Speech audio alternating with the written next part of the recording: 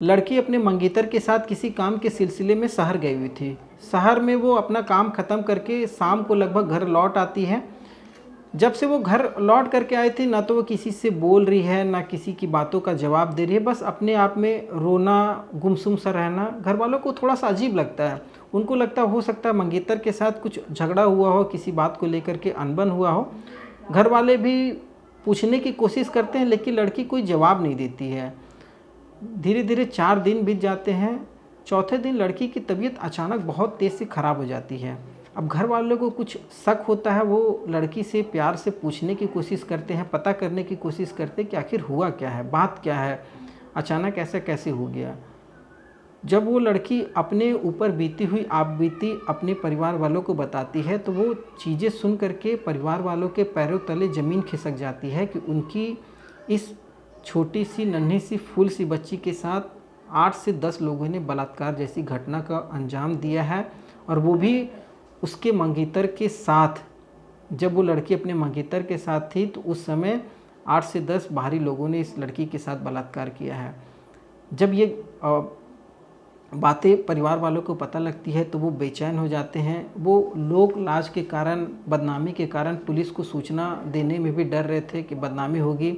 लेकिन ये घटना उस घर के चारदीवारी से बाहर निकलती है, आस पड़ोस वालों को पता लगती है। आस पड़ोस वाले उस परिवार को हिम्मत देते हैं और पुलिस में शिकायत दर्ज करने की बात कहते हैं।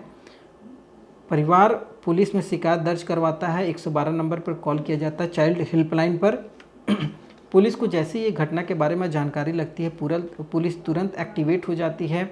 पुलिस की पूरी टीम उस लड़की के घर पर पहुंचती है। पूरे पुलिस महकमे में हड़कंप मच जाता है। एक तरफ जहां उत्तर प्रदेश के बरेली ज़िले में एक लड़की के साथ 23 लड़कों ने बलात्कार जैसी घटना को अंजाम दिया था, जहां पर प्रधानमंत्री नरेंद्र मोदी को स्वयं हस्तक्षेप करना पड़ा था इस केस को लेकर के। वहीं दूसरी तरफ कासगंज की ये घटना अपने आप में हैरान करने वाली थी।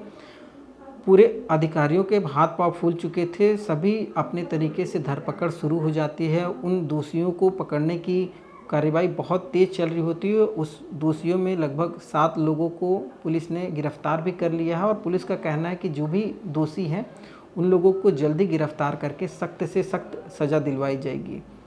क्या है ये पूरी सच्ची घटना, आज इस कहानी के माध्यम से हम लोग जानने की कोशिश करेंगे। नमस्कार, मैं सत्या सिंह और आप देख रहे हैं द बुड़बक मंच।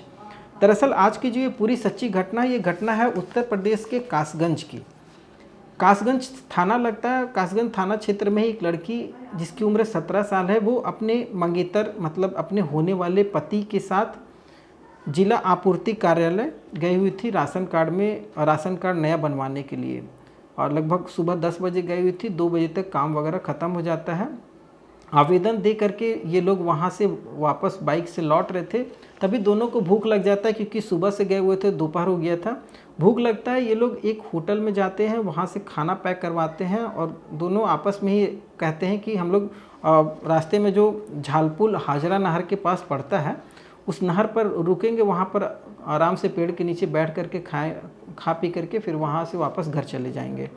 ऐसा होता भी है। ये लोग उस झालपुल हाजरा नहर के पास जब पहुंचते हैं, वहाँ एक पेड़ के नीचे दोनों बैठ करके खाना पीना खा रहे होते हैं। तभी अचानक लगभग 4 से 5 लड़कों का एक झुंड वहाँ पर आ जाता है।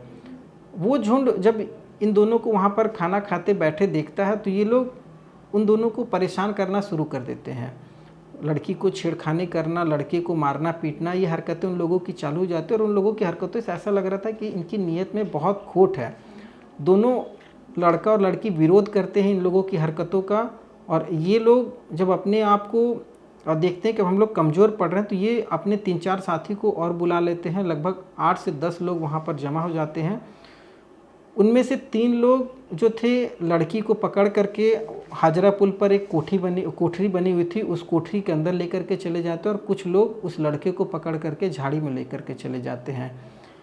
ये लड़की को ले जा कर के लड़की के साथ बारी बारी से लगभग 3 लोगों ने बलात्कार किया है।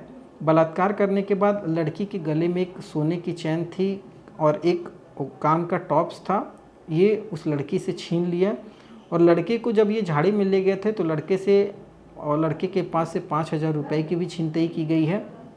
जब ये उस लड़की के साथ बलात्कार कर रहे थे। तो बलात्कार के समय इन लोगों ने बलात्कार का वीडियो भी बना लिया था और लड़की को धमकी भी दिया था कि अगर तुमने किसी से कहा तो तुम्हें जान से मार देंगे और ये वीडियो जो है हम लोग वायरल कर देंगे। लड़की डर जाती है। अब ये लोग अपने पूरे इस घटना को अंजाम देने के बाद वहाँ से भाग जाते हैं। लड़की और उसका होने वाला मंगेतर दोनों मिलते हैं। लड़की काफ़ी रोने लग जाती है, लेकिन मंगेतर समझाता है। दोनों वापस घर आते हैं। लड़की अपने घर पर आ जाती है। घर पर आने के बाद लड़की गुमसुम रहने लग जाती है।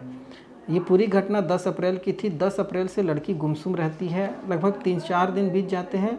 अचानक से लड़की का तबीयत बहुत ज़्यादा ख़राब हो जाता है। घर वालों को जब ये बातों की जानकारी लगती है तो घर वाले बदनामी के डर से लड़की की शादी टूट जाएगी, अब इससे शादी कौन करेगा, इन सब चीज़ों को सोच सोच करके पुलिस में शिकायत करने से डर रहे थे। लेकिन ये पूरी घटना उस घर के 4 दीवारी से बाहर निकल आती है। जब अड़ोस पड़ोस के लोगों को ये बातें पता लगती हैं तो लोग पुलिस में शिकायत दर्ज करने की सलाह देते हैं और कहते हैं कि उन लोगों को सज़ा मिलनी चाहिए जिन्होंने भी इस घटना को अंजाम दिया है। उस परिवार को थोड़ा सा हिम्मत मिलता है और परिवार 112 नंबर डायल करके चाइल्ड हेल्पलाइन पे अपनी शिकायत दर्ज करवाता है, क्योंकि लड़की की जो उम्र थी वो 17 साल थी। पुलिस को जैसे ही ये सूचना मिलती है, पुलिस के हाथ पांव फूल जाते हैं। पूरे पुलिस महकमे में हड़कंप मच जाता है।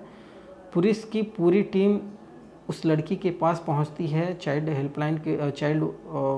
हेल्पलाइन के जो भी लोग हैं वो पहुंचते हैं। उस लड़की की काउंसलिंग की जाती है। उसको भरोसा में लिया जाता है कि तुम जो भी वारदात हुई उसके बारे में पूरी जानकारी दो, हम उन लोगों को कड़ी से कड़ी सज़ा दिलाएंगे। लड़की डरते डरते उन लोगों के बारे में पूरी जानकारी देती है कि इस तरीके से इस घटना को इन लोगों ने अंजाम दिया। और उसमें से लड़की बताती है कि 2 लोगों का नाम वो ले रहे थे और उन 2 लोगों का नाम मैं आप लोगों को बता सकती हूँ। इसके अलावा उन लोगों के बारे में जानकारी नहीं है। बस उन लोगों को अगर मैं एक बार देख लूँगी तो मैं बता दूँगी और पहचान लूँगी। अब पुलिस अपनी कार्रवाई में जुट जाती है। लड़की के बताए अनुसार गिरफ्तारियां शुरू हो जाती है। पुलिस की पूरी टीम लगी होती है। जो कासगंज की एसपी हैं अंकिता शर्मा, उन्होंने भी इस केस को अपने तरीके से बहुत तेज़ कार्रवाई करवाई है और उन्होंने बताया कि एफआईआर जो है उन लोगों के खिलाफ़ दर्ज कर लिया गया है।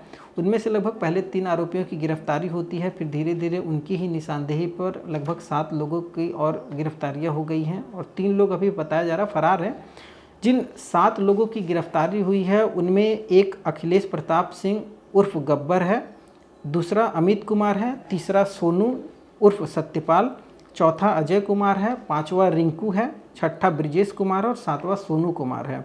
इन 7 लोगों की गिरफ्तारी हुई है। जब पुलिस इन लोगों को गिरफ्तार करती है तो पुलिस का कहना है कि इन लोगों के मोबाइल फ़ोन में वो वीडियो भी बरामद किया गया है जिस वीडियो को इन्होंने बलात्कार के दिन शूट किया था उस लड़की के साथ। उस वीडियो को भी पुलिस बरामद की और उस वीडियो को भी डिलीट करवाया गया है। और पुलिस का कहना है कि इन लोगों के खिलाफ़ सख्त से सख्त कार्रवाई की जाएगी और जो 3 लोग फरार हैं उन 3 लोगों की भी बहुत जल्द गिरफ्तारी होगी। और ऐसा सुनने में भी आ रहा है कि इनमें से ही एक अखिलेश प्रताप सिंह है, वो शायद किसी जनप्रतिनिधि का बेटा वगैरह भी है। तो मामला थोड़ा सा हाई प्रोफाइल भी लग रहा है और देखना है कि पुलिस कब तक उचित कार्रवाई करती है और क्या दंड दिलवाती है, ये भी अपने आप में देखने वाली बात होगी। लेकिन एक चीज़ है, पुलिस ने बहुत तत्परता से कार्रवाई की है और पुलिस की कार्रवाई सराहनीय योग्य है। खैर, इस घटना को सुनाने का उद्देश्य किसी की भावनाओं को ठेस पहुंचाना बिल्कुल भी नहीं है, बस आपको जागरूक करना है।